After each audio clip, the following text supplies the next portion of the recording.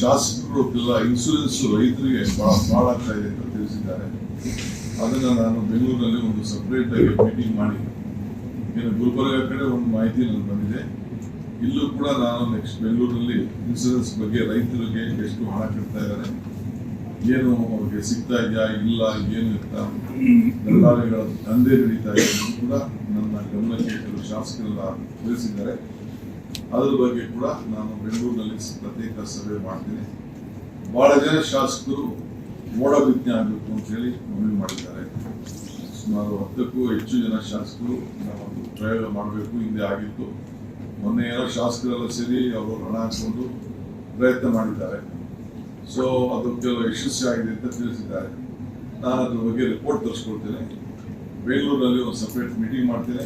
Meeting ಮಾಡಿ ಅದ್ರ ಬಗ್ಗೆ ಒಂದು ನಾನು ಗಂಭೀರವಾದಂಥ ಒಂದು ತೀರ್ಮಾನವನ್ನು ತೆಗೆದುಕೊಳ್ತೇವೆ.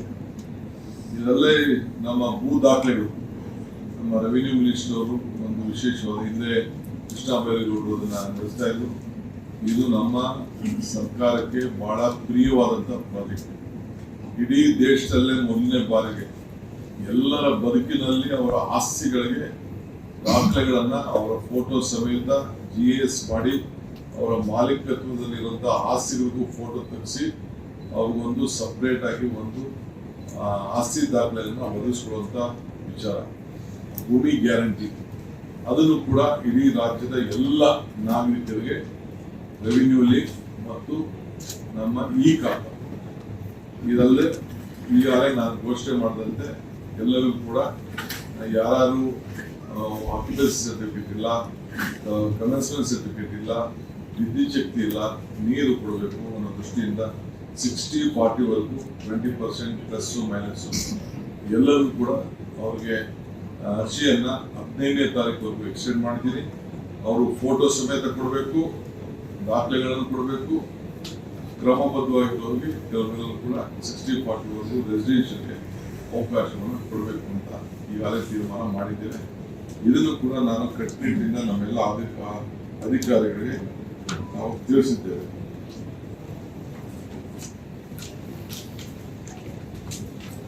ಎಷ್ಟು ವಿಚಾರ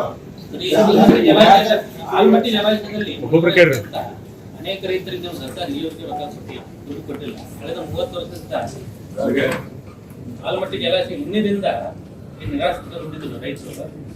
ಸರ್ಕಾರ ಈವರೆಗೂ ದುಡ್ಡು ಕೊಡ್ತಾ ಇಲ್ಲ. ಈ ಒಂದು ಹಿನ್ನೆಲೆಯಲ್ಲಿ ಬಹಳ ಕಷ್ಟದಲ್ಲಿದ್ದಾರೆ. ಆಲಮಟ್ಟಿ ರೈತರಿಗೆ ನಾನೇ ಇರಿಗೇಷನ್ ಮಿನಿಸ್ಟರ್ ಕೆಲಸ ಮಾಡ್ತೀನಿ. ಐತಿಹಾಸಿಕವಾದಂತ ತೀರ್ಮಾನ ಇದೇ ಬೆಳಗಾವಿಯಲ್ಲಿ ತೆಗೆದುಕೊಂಡಿದ್ದಾರೆ. ಆ ಪ್ರಕಾರ ಅವ್ರಿಗೆಲ್ಲ ಕೂಡ ಹಣ ಬಿಡುಗಡೆ ಮಾಡಲಿಕ್ಕೆ ಕಾರ್ಯಕ್ರಮ ಕೈಗೊಂಡಿದ್ದಾರೆ. ಆಗಲೇ ಸಿದ್ದರಾಮಯ್ಯನವರು ಇದ್ದಾಗ ಅವ್ರಿಗೆಲ್ಲ ಹಣ ಕೊಟ್ಟಿದ್ದಾರೆ. 35 ಲಕ್ಷ 40 ಲಕ್ಷ ಇವೆಲ್ಲ ತೀರ್ಮಾನ ಮಾಡಿದ್ದಾರೆ. ಇವೆಲ್ಲ ಹಂತವಾಗಿ ಆಗ್ತದೆ. ಒಟ್ಟು ಹೆಚ್ಚು ಕಮ್ಮಿ 70,000ದಿಂದ 1 ಲಕ್ಷ ಕೋಟಿ ರೂಪಾಯಿ. ಕೆಲವರಿಗೆ ಏನು ರಿಹಾಬಿಲಿಟೇಷನ್ ಸ್ಕೀಮ್ ಇದೆ ಅದ್ರ ಬಗ್ಗೆ ನಾವು ಹೊಸದಾಗಿ ಚರ್ಚೆ ಮಾಡ್ತಾ ಇದ್ವಿ, ಯಾವ ರೀತಿ ಅವ್ರಿಗೆ ಕೊಡಬೇಕು.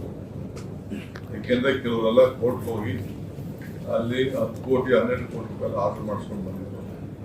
ಸೊ ಅದಕ್ಕೆ ಸುಪ್ರೀಂ ಕೋರ್ಟಲ್ಲಿ ತಿರ್ಗಾ ಅದಕ್ಕೆ ಮರುಪರಿಶೀಲನೆ ಮಾಡಲಿಕ್ಕೆ ಎಲ್ಲ ವಾಪಸ್ ಅರ್ಜಿಯನ್ನು ಹಾಕಿಸಿದ್ದಾರೆ. ಸೊ ಅದೆಲ್ಲ ಕೂಡ ನಾವು ಕಾನೂನು ಚೌಕಟ್ಟಿನಲ್ಲಿ ಕೆಲಸ ಮಾಡಿದ್ರೆ ಯಾರು ಕೂಡ ಜಮೀನು ಕಳ್ಕೊಂಡವ್ರಿಗೆ ನಾವು ಸಹಾಯ ಮಾಡಲಿಕ್ಕೆ ನಮ್ಮ ಸರ್ಕಾರ ಬದ್ಧ ಇದೆ ಅಂತೇಳಿ ನಾವು ಕಾನೂನು ಚೌಕಟ್ಟು ಬಿಟ್ಟು ಅದು ಪರಿಹಾರವನ್ನ ನ್ಯಾಯಬದ್ಧವಾದಂಥ ಪರಿಹಾರವನ್ನು ಕೊಡಬೇಕು ಅನ್ನೋ ತೀರ್ಮಾನವನ್ನು ಮಾಡಿ.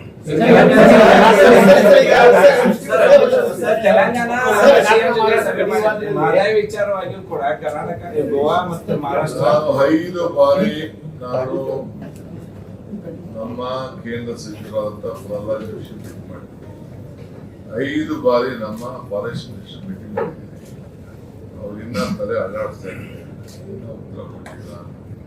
ಬಿಜೆಪಿ ಫ್ರೆಂಡ್ಸ್ ಎಲ್ಲ ಸೆಲೆಬ್ರೇಷನ್ ಮಾಡಿದ್ವಿ, ಎಲೆಕ್ಷನ್ ಸೆಲೆಬ್ರೇಷನ್ ಮಾಡಿದ್ವಿ. ಸಣ್ಣ ವಿಚಾರ ಈಗ ಒತ್ತಾಯ ಮಾಡ್ತಾ ಇದ್ದೀನಿ. ಮೊನ್ನೆ ಕೂಡ ನಾನು ದೆಹಲಿಯಲ್ಲಿ ನನಗೆ ಮಿನಿಸ್ಟರ್ ಸಿಕ್ಕಿದ್ರು, ಅವರು ಕೂಡ ಮನವಿ ಮಾಡ್ಕೊಂಡಿದ್ದೇನೆ.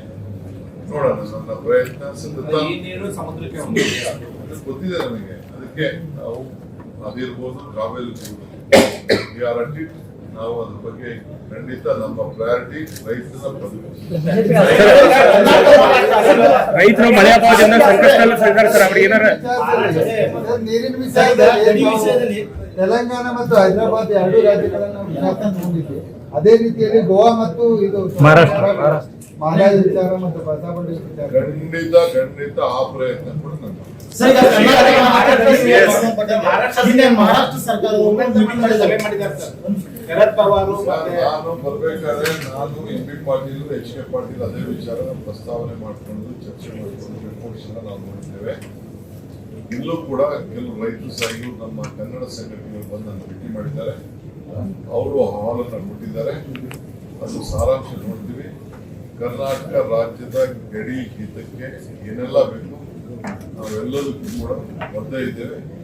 ನಾನು ಅದನ್ನ ವಿಚಾರ ಸ್ವಲ್ಪ ಕಂಪ್ಲೀಟ್ ರಿಪೋರ್ಟ್ಸ್ ನಾನು ತರಿಸ್ಕೊಂಡು ಬೆಂಗಳೂರಲ್ಲಿ ನಾನು ಮಾತಾಡಿ ಅವರು ಕೂಡ ಬೆಂಗಳೂರಿಗೆ ಅಹವಾಲು ಮಾಡ್ತೀನಿ. ಇದು ರಾಜ್ಯದ ವಿಚಾರ, ಇದು ಎಲ್ಲರನ್ನು ವಿಶ್ವಾಸಕ್ಕೆ ತೀರ್ಮಾನವನ್ನು ಮಾಡ್ತೀವಿ.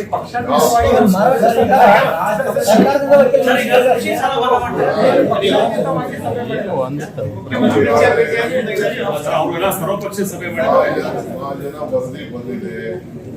ಅದು ಏನು ಅನ್ನೋದು ಈಗಾಗಲೇ ನಮ್ಮ ಸರ್ಕಾರದ ಅಭಿಪ್ರಾಯ ಅಂತಿಮವಾದಂತ ಅಭಿಪ್ರಾಯ ನಾವು ಈಗ ಸದ್ಯಕ್ಕೆ ಅವರು ಮೀಟಿಂಗ್ ಮಾಡಿರ್ಬೋದು. ಮೀಟಿಂಗ್ ಮಾಡಿದ ತಕ್ಷಣ ಏನೂ ಇಲ್ಲ, ಅದಕ್ಕೆ ಏನು ಕೋರ್ಟ್ ಕೇಸ್ ಇದೆ ಅದನ್ನೆಲ್ಲ ಗಮನಿಸ್ತೀವಿ. ನಮ್ಮ ರಾಜ್ಯದ ಹಿತವನ್ನ ನಾವು ಕಾಪಾಡ್ತೀವಿ. ಸರ್, ಇದರಲ್ಲಿ ಒಂದು ಇನ್ನೊಂದು ಭಾಗ ಇದೆ. ಬೆಳಗಾವಿ ಮಹಾನಗರ ಪಾಲಿಕೆಯಲ್ಲಿ ಕರ್ನಾಟಕದ ಭಾಗ ಅಂತ ಹೇಳಿ ಒಂದು ಠರಾವ್ ಮಾಡ್ಬೇಕಂತೇಳಿ ಕನ್ನಡ ಸಂಘಟನೆಗಳು 2 ತಿಂಗಳಿಂದ ಹೋರಾಟ ಮಾಡ್ತಾ ಇವೆ. DC ಅವರು ಸರ್ಕಾರಕ್ಕೆ ಒಂದು ವರದಿ ಕೊಟ್ಟಿದ್ದಾರೆ. ಇದು ಮಹಾಜನ ವರದಿ ಅಂತಿಮ, ಇದ್ರ ಬಗ್ಗೆ ಸರ್ಕಾರ ನಿರ್ಧಾರ ಮಾಡಬೇಕು. ಇನ್ನೂವರೆಗೆ ಒಂದು ಠರಾವ್ ಪಾಸ್ ಆಗ್ತಾ ಇಲ್ಲ, ಇನ್ನೂ ಆಗ್ತಾ ಇಲ್ಲ ಮಹಾನಗರ ಪಾಲಿಕೆ. ಈ ಹಿನ್ನೆಲೆಯಲ್ಲಿ ಚರ್ಚೆ ಮಾಡ್ತೀನಿ ನಾನು.